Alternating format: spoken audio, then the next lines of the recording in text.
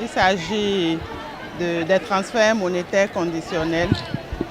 C'est une initiative du gouvernement, une initiative de soutien aux filles vulnérables scolarisées. Et c'est une initiative qui a été prise par le gouvernement dans le cadre de la mise en œuvre du projet d'autonomisation des femmes et du dividende démographique au Sahel, le SWED. Et cette initiative vient renforcer les initiatives et les mesures qui existaient déjà en matière de promotion de la scolarisation de la fille et du maintien des filles à l'école. Et comme le chef de l'État l'avait annoncé en décembre dernier, les transferts monétaires conditionnels ont effectivement démarré et ça va s'étendre sur toute l'étendue du territoire national.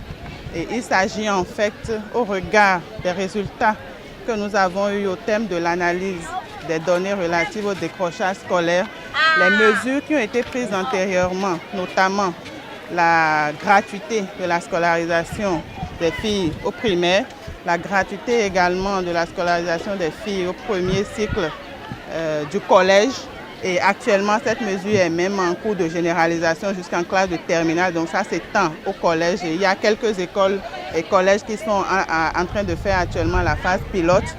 Et les mesures d'accompagnement des filles en termes de kits scolaires. Et il faut préciser que ces kits-là comportent 100% des articles prévus par les ordres d'enseignement pour la scolarisation des filles.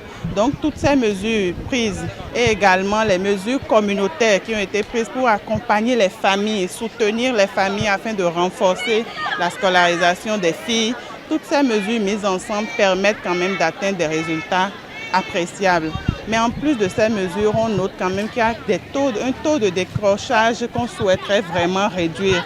Et c'est l'analyse des causes de ce décrochage-là. Au niveau des causes, on réalise qu'il y a quand même des éléments de survie, des difficultés de survie qui font partie des causes de décrochage, notamment dans le rang des filles. Et étant donné déjà qu'au niveau du primaire, la loi 2015-08 du 8 décembre 2015 portant Code de l'enfant en République du Bénin a déjà rendu l'école primaire obligatoire pour tout citoyen béninois. Ça veut dire que tout enfant, fille comme garçon, tout parent ayant des enfants, filles comme garçons, a l'obligation de les scolariser jusqu'en classe de CM2.